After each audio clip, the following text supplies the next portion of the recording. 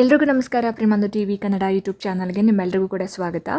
ಸ್ನೇಹಿತರೆ, ಇವತ್ತಿನ ವಿಡಿಯೋದಲ್ಲಿ ಯಾವ ವಿಚಾರದ ಬಗ್ಗೆ ವಿಡಿಯೋ ಮಾಡ್ತಾ ಇದ್ದೀನಿ ಅಂತ ಆಲ್ರೆಡಿ ನಿಮಗೆ ತಮ್ಮನೇಲಿ ನೋಡಿ ಸ್ವಲ್ಪ ಗೊತ್ತಾಗಿರುತ್ತೆ. ವಿಲೇಜ್ ಅಕೌಂಟೆಂಟ್ ತುಂಬ ಜನ ಕೆಲವೊಂದು ಕಮೆಂಟ್ಸಲ್ಲಿ ಕೇಳ್ತಾ ಇದ್ರು, PDO ಮತ್ತು ವಿಲೇಜ್ ಅಕೌಂಟೆಂಟ್ ಎಕ್ಸಾಮ್ಸ್ ಯಾವಾಗ ಮಾಡ್ತಾರೆ, ಎಷ್ಟು ಮಾಡ್ತಾರೆ, ಇದಕ್ಕೆ FD ಇಂದ ಪರ್ಮಿಷನ್ ಸಿಕ್ಕಿದೆಯಾ, ಸೊ ಈ ಥರ ಎಲ್ಲ ಕ್ವೆಶ್ಚನ್ಸು. ಯಾಕಂದರೆ 2024ರಲ್ಲಿ 1000 ಹುದ್ದೆಗಳಿಗೆ ಸಂಬಂಧಪಟ್ಟ ಹಾಗೆ ನೋಟಿಫಿಕೇಷನ್ ಆಗಿ ಎಕ್ಸಾಮ್ ಕೂಡ ಆಗಿ ಹುದ್ದೆಗಳ ಭರ್ತಿ ಆಗಿತ್ತು. ಸೊ ಇವಾಗ ಎಷ್ಟು ಹುದ್ದೆಗಳಿಗೆ ಸಂಬಂಧಪಟ್ಟ ಹಾಗೆ ನೋಟಿಫಿಕೇಷನ್ ಮಾಡ್ತಾರೆ, ಯಾವಾಗ ಮಾಡ್ತಾರೆ, ಯಾವ್ಯಾವ ಡಿಸ್ಟ್ರಿಕ್ಸಲ್ಲಿ ಎಷ್ಟೆಷ್ಟು ಪೋಸ್ಟ್ಗಳ ಖಾಲಿ ಇದೆ ಎಲ್ಲವನ್ನು ಕೂಡ ಇವತ್ತಿನ ವೀಡಿಯೋದಲ್ಲಿ ನಿಮ್ಮ ಜೊತೆ ಡಿಸ್ಕಸ್ ಮಾಡ್ತಾ ಇದ್ದೀನಿ. ಡೆಫಿನೆಟ್ಲಿ ಈ ವಿಡಿಯೋ ಮುಂದಿನ ಒಂದು ರೆಕ್ರೂಟ್ಮೆಂಟ್ಗಳಿಗೆ ಹೆಲ್ಪ್ ಆಗುತ್ತೆ. ಯಾರೆಲ್ಲ ವಿಲೇಜ್ ಅಕೌಂಟೆಂಟ್ ಆಗಬೇಕಂತ ಅಂದ್ಕೊಂಡಿದ್ದೀರಿ, ಯಾರೆಲ್ಲ PDO ಆಗಬೇಕಂತ ಅಂದ್ಕೊಂಡಿದ್ದೀರಿ, ಅವ್ರಿಗೆ ಡೆಫಿನೆಟ್ಲಿ ಹೆಲ್ಪ್ ಆಗುತ್ತೆ. ಸೊ ಯಾರೆಲ್ಲ ವಿಡಿಯೋ ನೋಡ್ತಾ ಇದ್ದೀರಾ, ಎಲ್ಲೂ ಕೂಡ ಸ್ಕಿಪ್ ಮಾಡದೆ ಪೂರ್ತಿ ವಿಡಿಯೋನ ನೋಡೋ ಜೊತೆಗೆ ಸಬ್ಸ್ಕ್ರೈಬ್ ಮಾಡ್ಕೊಂಡು ನೋಡೋದನ್ನು ದಯವಿಟ್ಟು ಮರಿಬೇಡಿ ಅಂತ ಹೇಳ್ತಾ, ಜಾಸ್ತಿ ತಡ ಮಾಡೋದು ಬೇಡ, ಬನ್ನಿ ಆದಷ್ಟು ಬೇಗ ಅವತ್ತಿನ ವಿಡಿಯೋನ ಶುರು ಮಾಡ್ತಾ ಹೋಗೋಣ. ಸ್ನೇಹಿತರೆ, ನೀವು ಇಲ್ಲಿ ನೋಡ್ತಾ ಇರ್ಬೋದು, ಇದು ಬಂದು 20ನೇ ತಾರೀಕಿನಲ್ಲಿ ಬಂದಂತಹ ಒಂದು ನೋಟಿಸ್ ಆಗಿರುತ್ತೆ. ಸೊ ಇಲ್ಲಿ ಏನು ಹೇಳ್ತಾ ಇದ್ದಾರೆ ಅಂತಂದರೆ, ಕಂದಾಯ ಇಲಾಖೆಯಲ್ಲಿ ಖಾಲಿ ಇರತಕ್ಕಂತಹ ಗ್ರಾಮ ಆಡಳಿತ ಅಧಿಕಾರಿಗಳ ಹುದ್ದೆಗೆ ಸಂಬಂಧಪಟ್ಟ ಹಾಗೆ ನೇರ ನೇಮಕಾತಿಯ ಕುರಿತಂತೆ ಈ ಒಂದು ನೋಟಿಸ್ ಆಗಿರುತ್ತೆ.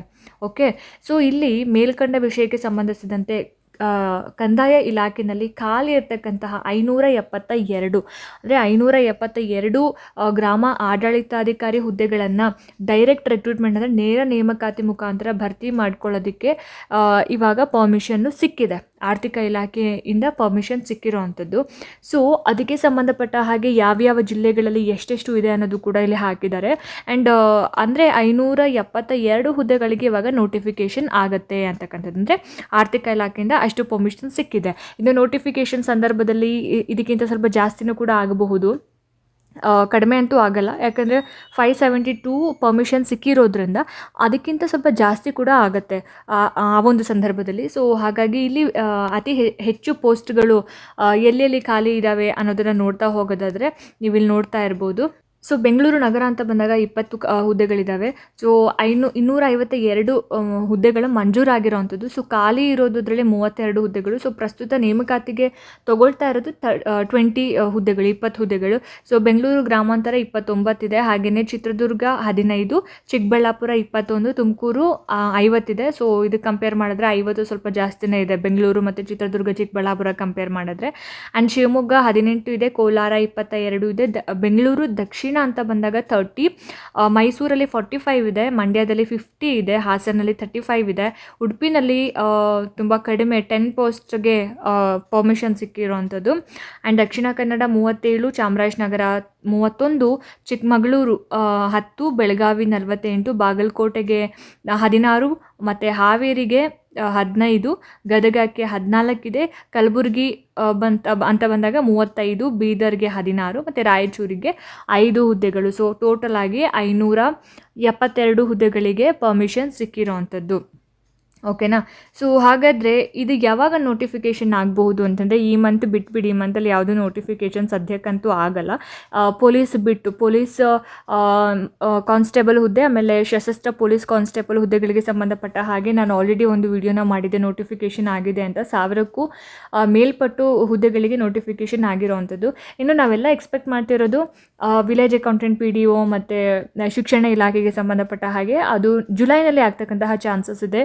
ಸೊ ಇವಾಗ ವಿಲೇಜ್ ಅಕೌಂಟೆಂಟ್ ಎಕ್ಸಾಮು ಕೂಡ ಅದರ ಒಂದು ನೋಟಿಫಿಕೇಷನ್ ಜುಲೈನಲ್ಲೇ ಆಗುತ್ತೆ ಅನ್ನೋದು 99% ಇವಾಗ ಸಿಕ್ಕಿರ್ತಕ್ಕಂತಹ ಮಾಹಿತಿ ಪ್ರಕಾರ.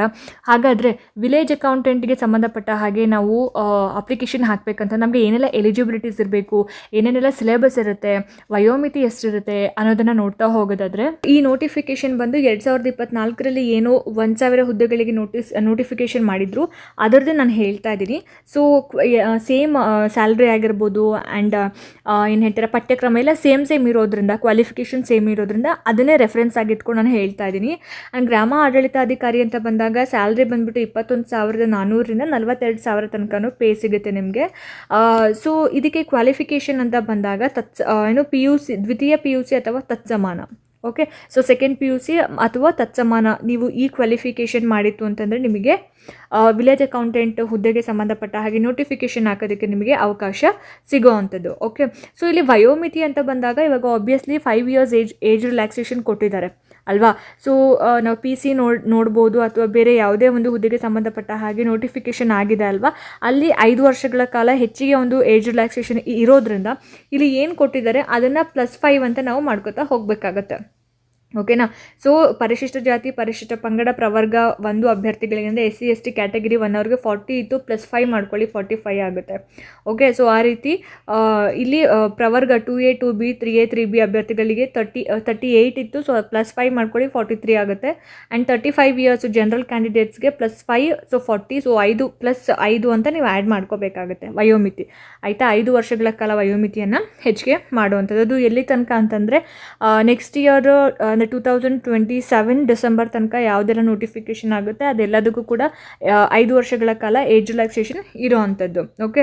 ಸೊ ಇದು ಬಂದುಬಿಟ್ಟು KE ಅವರೇ ಎಕ್ಸಾಮ್ನ ಮಾಡೋ ಅಂಥದ್ದು, ವಿಲೇಜ್ ಅಕೌಂಟೆಂಟ್. ಯಾಕಂತಂದರೆ ಲಾಸ್ಟ್ ಇಯರ್ ಅಲ್ಲ 2024 ಏನು ಕಂಡಕ್ಟ್ ಮಾಡಿದರು ಎಕ್ಸಾಮ್ನ, ಸೊ ಅದನ್ನು KE ಅವರೇ, ಕರ್ನಾಟಕ ಎಕ್ಸಾಮಿನೇಷನ್ ಅಥಾರಿಟಿ, ಇವರೇ ರೆಸ್ಪಾನ್ಸಿಬಿಲಿಟಿ ತೊಗೊಂಡು ಎಕ್ಸಾಮ್ನ ನಡೆಸ್ಕೊಟ್ಟಿದ್ದರಿಂದ ಇನ್ ಕೇಸ್ ನೋಟಿಫಿಕೇಷನ್ ಆಯಿತು ಅಂದರೆ ಅವರ ಒಂದು ಅಫಿಷಿಯಲ್ ವೆಬ್ಸೈಟ್ನಲ್ಲಿ ನಿಮಗೆ ವಿಷಯಗಳು ಸಿಕ್ಬಿಡುತ್ತೆ. ಓಕೆನಾ. ಆಮೇಲೆ ಶುಲ್ಕ ಎಲ್ಲ ಇವಾಗ ಸೇಮ್ ಆ್ಯಸ್ ಇಟ್ ಈಸ್ ಅದೇ ಇದೆ, 750 ರುಪೀಸ್ ಇದೆ. ಮೇ ಬಿ ಇದಕ್ಕೂ ಕೂಡ ಅಷ್ಟೇ ಹಾಕ್ತಾರೆ ಅಂತ ಅಂದ್ಕೊಳ್ತೀನಿ. ಆ್ಯಂಡ್ ಇಲ್ಲಿ ಯಾವ ರೀತಿಯಾಗಿ ಎಕ್ಸಾಮ್ ನಡೆಯುತ್ತೆ ಅಂತ ಹೇಳಿದ್ರೆ ಇದು ಆಫ್ಲೈನ್. ಓಕೆ. ಆನ್ಲೈನ್ ಮಾಡಲ್ಲ. OMR ಶೀಟ್ ಎಕ್ಸಾಮ್ ಇರುತ್ತೆ ನಿಮಗೆ, ಆಫ್ಲೈನ್ ಯಾವುದೇ ಕಾರಣಕ್ಕೂ ಮಾಡೋದಿಲ್ಲ. ಸೊ ಇದರಲ್ಲಿ 3 ಪೇಪರ್ ಇರುತ್ತೆ. ಓಕೆ. ಒಂದು ಕಡ್ಡಾಯ Kannada paper and general paper ಮತ್ತು ಇನ್ನೊಂದು ಕಮ್ಯುನಿಕೇಷನ್ ಪೇಪರ್ ಅಂತ ಇರುತ್ತೆ. ಸೊ ಕಡ್ಡಾಯ ಕನ್ನಡ ಪತ್ರಿಕೆಯನ್ನು ಯಾರೆಲ್ಲ ಬರೀಬೇಕು, 1 to 10 ಸ್ಟ್ಯಾಂಡರ್ಡ್ ತನಕ ಯಾರು first and second language Kannada ಓದಿದ್ದೀರಿ ಅವರಿಗೆ ಇದರಿಂದ ವಿನಾಯಿತಿ ಇರುತ್ತೆ. ಆ್ಯಂಡ್ ಆಲ್ರೆಡಿ ಯಾರು ಕಡ್ಡಾಯ ಕನ್ನಡ ಪರೀಕ್ಷೆಯನ್ನು ತೊಗೊಂಡು ಅದರಲ್ಲೇ ತೇರ್ಗಡೆ ಆಗಿದ್ದೀರಿ ಅವ್ರಿಗೂ ಕೂಡ ವಿನಾಯಿತಿ ಇರುತ್ತೆ. ಓಕೆ. ಇದು ಜಸ್ಟ್ ಎಲಿಜಿಬಿಲಿಟಿ ಎಕ್ಸಾಮ್ ಆಗಿರುತ್ತೆ. ಆಯಿತಾ. ಸೊ ನೆಕ್ಸ್ಟು ಇಲ್ಲಿ 2 ಪೇಪರ್ ಇರುತ್ತೆ ಅಂತ ಹೇಳಿದೆ. ಮೊದಲನೇ ಪೇಪರ್ ಬಂದುಬಿಟ್ಟು ಪತ್ರಿಕೆ 1, ಇದು ಜನರಲ್ ಪೇಪರ್ ಆಗಿರುತ್ತೆ. ಇದರಲ್ಲಿ ಏನೇನಿರುತ್ತೆ ಅಂತ ಹೇಳಿದ್ರೆ ಪ್ರಚಲಿತ ಘಟನೆಗಳಿಗೆ ಸಂಬಂಧಪಟ್ಟ ಹಾಗೆ ಸಾಮಾನ್ಯ ಜ್ಞಾನದ ವಿಷಯಗಳಾಗಿರ್ಬೋದು, ಹಾಗೆಯೇ ದೈನಂದಿನ ಗ್ರಹಿಕೆಯ ವಿಷಯಗಳಾಗಿರ್ಬೋದು, ಭಾರತದ ಸಂವಿಧಾನ ಇಂಡಿಯನ್ ಕಾನ್ಸ್ಟಿಟ್ಯೂಷನ್ ಮತ್ತು ಕರ್ನಾಟಕಕ್ಕೆ ಸಂಬಂಧಿಸಿದ ಭಾರತದ ಒಂದು ಇತಿಹಾಸ ಇಂಡಿಯನ್ ಹಿಸ್ಟ್ರಿ ಆಗಿರ್ಬೋದು, ಆ್ಯಂಡ್ ಜಿಯೋಗ್ರಫಿ ಆಗಿರ್ಬೋದು, economics, business studies, mental ability, ಅದ್ರ ಜೊತೆಗೆ ಪ್ರಾದೇಶಿಕ ಆಡಳಿತ, ರಾಜ್ಯ ಮತ್ತು ಪ್ರಾದೇಶಿಕ ಆಡಳಿತ ಕುರಿತಂತಹ ಕೆಲವೊಂದು ವಿಷಯಗಳು, ಗ್ರಾಮೀಣಾಭಿವೃದ್ಧಿ, ಪಂಚಾಯತ್ ರಾಜ್ ಸಂಸ್ಥೆಗಳು. ಸೊ ಇದೆಲ್ಲ ಕೂಡ ಪೇಪರ್ 1 ಇನ್ಕ್ಲೂಡ್ ಆಗಿರುತ್ತೆ. ಅಂದರೆ ಸಾಮಾನ್ಯ ಜ್ಞಾನ ಜನರಲ್ ಪೇಪರ್ ಅಂತ ಬಂದಾಗ ಏನೇನೆಲ್ಲ ಇರುತ್ತೆ, history, economics, political science, geography, business studies, mental ability, current affairs, ಇದೆಲ್ಲವೂ ಕೂಡ ಇನ್ಕ್ಲೂಡ್ ಆಗಿರ್ತಕ್ಕಂತಹ ಒಂದು ಪೇಪರ್. ಅದಕ್ಕೆ 100 ಅಂಕಗಳಿರುತ್ತೆ. 100 ಪ್ರಶ್ನೆಗಳಿಗೆ 100 ಅಂಕಗಳಿರುತ್ತೆ. ಅಂದರೆ ಒಂದೊಂದು ಪ್ರಶ್ನೆಗೆ 1 ಮಾರ್ಕ್ಸ್ ಇರುತ್ತೆ. ಸೊ 2 ಅವರ್ ನಿಮಗೆ ಟೈಮ್ ಕೊಟ್ಟಿರ್ತಾರೆ. ಓಕೆ. ಇದು ಮೊದಲನೇ ಪೇಪರ್. ಆ್ಯಂಡ್ ಸೆಕೆಂಡ್ ಪೇಪರ್ ಅಂತ ಬಂದಾಗ ಕಮ್ಯುನಿಕೇಷನ್ ಪೇಪರ್ ಆಗಿರುತ್ತೆ. ಇದನ್ನು ನಾವು ಕಮ್ಯುನಿಕೇಷನ್ ಪೇಪರ್ ಅಂತ ಹೇಳಿ ಕರಿತೀವಿ. ಇದರಲ್ಲಿ ಏನೇನಿರುತ್ತೆ, ಸಾಮಾನ್ಯ ಕನ್ನಡ ಇರುತ್ತೆ, ಸಾಮಾನ್ಯ ಇಂಗ್ಲೀಷ್ ಇರುತ್ತೆ, ಕಂಪ್ಯೂಟರ್ ಜ್ಞಾನ ಇರುತ್ತೆ. ಇದಕ್ಕೂ ಕೂಡ 100 ಮಾರ್ಕ್ಸ್ ಇರುತ್ತೆ, 2 ಅವರ್ಸ್ ಇರುತ್ತೆ. ಸಾಮಾನ್ಯ ಕನ್ನಡ ಅಂತಂದರೆ ಕೆಲವೊಂದು ಗ್ರಾಮರ್ ಪಾರ್ಟ್ ಆಗಿರ್ಬೋದು, ಕನ್ನಡ ಸಾಹಿತ್ಯದ ಬಗ್ಗೆ ಆಗಿರ್ಬೋದು, ಕವಿಗಳು ಅವರ ಒಂದು ಬಿರುದುಗಳಾಗಿರ್ಬೋದು, ಅವರು ಬರೆದಿರ್ತಕ್ಕಂತಹ ಒಂದು ಪುಸ್ತಕಗಳಾಗಿರ್ಬೋದು, ಗ್ರಂಥಗಳಾಗಿರ್ಬೋದು. ಸೊ ಈ ರೀತಿ ಕನ್ನಡ ಸಾಹಿತ್ಯ ಮತ್ತು ವ್ಯಾಕರಣಕ್ಕೆ ಸಂಬಂಧಪಟ್ಟ ಹಾಗೆ. ಅದೇ ರೀತಿ ಸಾಮಾನ್ಯ ಇಂಗ್ಲೀಷ್ ಅಂತ ಬಂದಾಗಲೂ ಅಷ್ಟೇ ಸಾಹಿತ್ಯ ಮತ್ತು ಲಿಟ್ರೇಚರ್ ಆ್ಯಂಡ್ ಗ್ರಾಮರ್ಗೆ ಸಂಬಂಧಪಟ್ಟ ಹಾಗೆ ಇರುತ್ತೆ. ಇನ್ನು ಕಂಪ್ಯೂಟರ್ ಅಂದರೆ ಗೊತ್ತೇ ಇದೆ, ಇರೋದೇ 10 ಚಾಪ್ಟರ್ಸ್ ಕಂಪ್ಯೂಟರಲ್ಲಿ. ಸೊ ಅದನ್ನು ಅಡ್ವಾನ್ಸ್ಡ್ ಆಗಿ ಸ್ವಲ್ಪ ಕೇಳಿರ್ತಾರೆ, ಕಂಪ್ಯೂಟರ್ನ ನೀವು ಓದ್ಕೋಬೇಕಾಗುತ್ತೆ.